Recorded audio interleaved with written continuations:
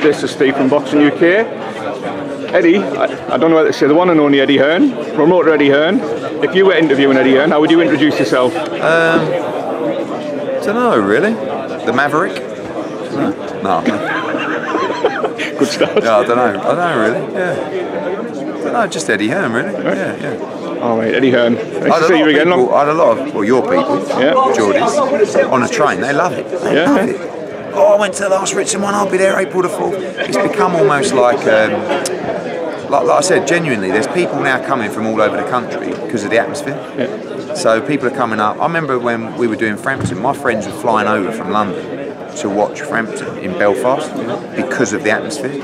And that's really what Newcastle have built, Lewis has built. He's very humble. No, it's not me. Well, it is you, mate. You know, your support is what made us come here in the first place. And now the support is incredible. And, you know, it's great to be back on April the 4th. Just quickly talk through the card, Eddie. Obviously, we know enough about Lewis. Yeah.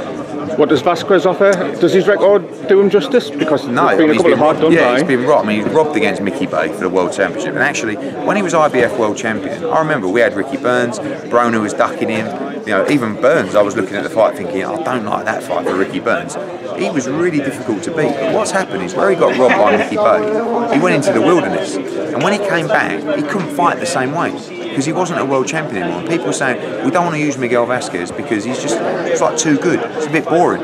So he's changed his style where he stands and fights more. If you look at the Josh Taylor fight, that was a good fight. And actually Taylor did a good job getting him out of there. He boxed O'Hara Davis. He beat O'Hara Davis comfortably at Bethnal Green. That was a broken rib fight, wasn't it? Yeah, even O'Hara knows that. And he's a world-class fighter still, and he's a very difficult style for Lewis Ritson. In fact, if he goes back to his old style, it's going to be a really tough night for Lewis Ritson. But I feel like this is the kind of fight that we need between the big domestic fight and world championship level to almost prove to Lewis that it's time. Because sometimes I hear his comments about Josh Taylor and, oh, blimey, what are you trying to do? What? It's like, no, you're number 2 in the WBA, you know. But what will give you the confidence? Probably going in with a world-class fighter and defeating him. And I think Vasquez will come to fight. He'll be up for it. Brilliant. We've got Savannah Marshall. Yeah. Could potentially be bringing a world title back to our area for the first time in a long time, maybe. Yeah, I mean, I was a bit concerned with Savannah that she starts going a bit stagnant because the opportunities at 168 and 160. You got 160, Shields has got all the belts. 168 is all locked up as well. So I looked at light heavyweight. There aren't many light heavyweights in the division, but there is a good champion from New Zealand who's very tough and big and strong.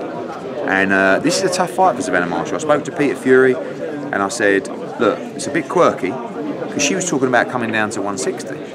I said, how do you feel like going at 175? He said, 175? We'll never get there. I said, yeah, I know, but I believe you can beat this girl and you can become world champion. That will open the doors to becoming a multi-weight world champion, because she'll move to 68, she can move to 60. And you never know with Clarissa Shields, if she wins this world title, Savannah, she could say to Clarissa, do you want to step up and try and win another world championship division?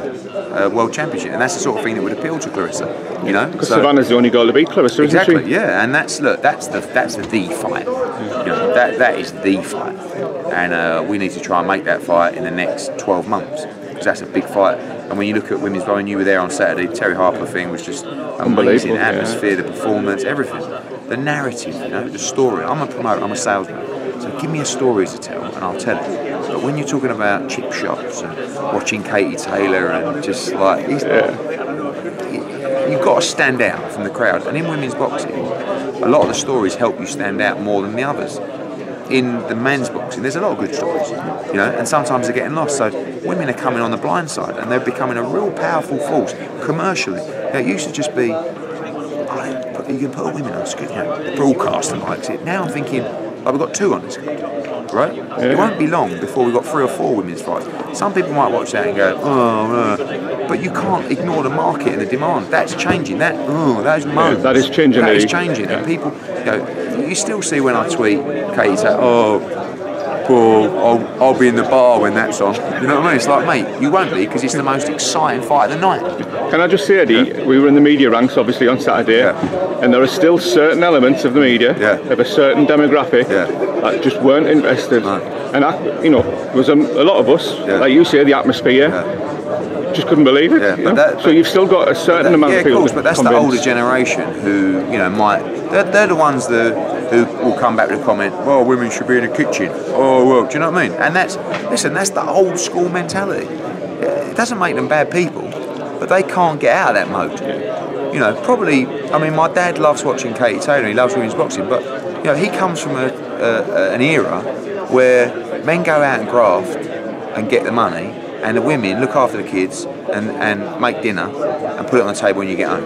Like anything else, it's shifting society. Oh, mate, that world is gone years ago. Like, if I said that to my wife, she'd just slap me around the face, and I'm 40. Do you know what I mean? So now, you've got to look at the people that are inspiring new generations. Young girls, I've got 2 daughters, they're 10 and 7. They love Katie Taylor, love Katie Taylor. And I look at Katie Taylor and I think, oh, I want my daughters to have the same values that you've got, the same work ethic, the same mentality, the same drive. You are a brilliant role model for my daughters, and the same with Terry Harper as well. Do you know what I mean? Yeah. So that's so important to me. And when you start seeing now, when Katie Taylor boxed in Manchester, the amount of young girls that were in the arena was unbelievable. I'm going to be the next Katie Taylor, and it's not just we want young girls to take up boxing. They haven't got to do that, but any role model that is not a TikToker or a YouTube star is good. You know, I feel like, although we're doing a lot of these YouTube fights right now, I see it because my kids are almost the audience. The Olympians, you know, the world champions, they're not really the role models to these kids anymore, right? What is like I said, a TikToker or something like that, or, you know, all these things. So, think of people like Katie Taylor. I want my girls to spend time with Katie Taylor to actually understand what hard work is all about and having something to strive for and wake up for every day. And I see that in Terry Harper, and that inspires me, you know, because boxing is a shit business. So, and it's full of scumbags, right? Not you, don't worry. So I want to be around people that actually motivate me. Terry Harper motivates me. Katie Taylor motivates me. Anthony Joshua motivates me. You know, not just to do well for them, but also to do well for myself, because to live life like them. Bit deep, but bang on. No, thank you, Eddie. Last one, because we're getting the nod. Obviously, we were at the Sheffield card and we've talked about that, but just one story that's came to light since it ended, and the Dave Allen, Dorian Darch potential supposed alleged fix. Your thoughts on it? I spoke to Robert Smith. I mean, we experience this quite a lot because we are involved with the PDC, Professional Darts Corporation, and World Snooker. So they'll have disciplinary bodies that deal with any kind of allegation of match fixing, or, you know, with the Gambling Commission. So we've been through this process quite a lot. So I spoke to Robert Smith, who's had the Gambling Commission on. Didn't discuss it too much. Didn't sound overly serious to me, but obviously they want to make sure they conduct a full investigation. Spoke to Dave Allen. I was happy with his response. It's not. I say it's not for me to look into, but I still feel like it's my show. Do you know what I mean? So I said to Dave, you know, I have to be honest with you here, and he said to me, no, my mate's bet on it going the distance, because I said I was going to go 6 rounds. I was like, well, I don't want to hear that either, Dave. Do you know what I mean? But there's a difference between a fighter saying, I'm going to move around for 2 rounds and then try and get him out of there, and a difference between 2 guys meeting up to conspire to a result. That is illegal. And you will never ever be welcomed back into the sport if that has happened. Having heard from both guys, I don't believe that, but it's the Gambling Commission's job to investigate. And one thing's for sure, you ain't getting out of jail if that's the case. See you, Phil. Do you understand? So it's not like, you know, if you've done it, you're going to be found guilty.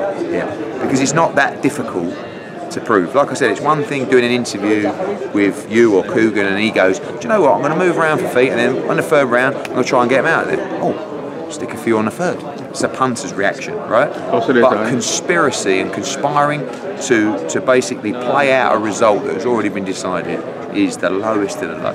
And you don't believe that happened? I don't.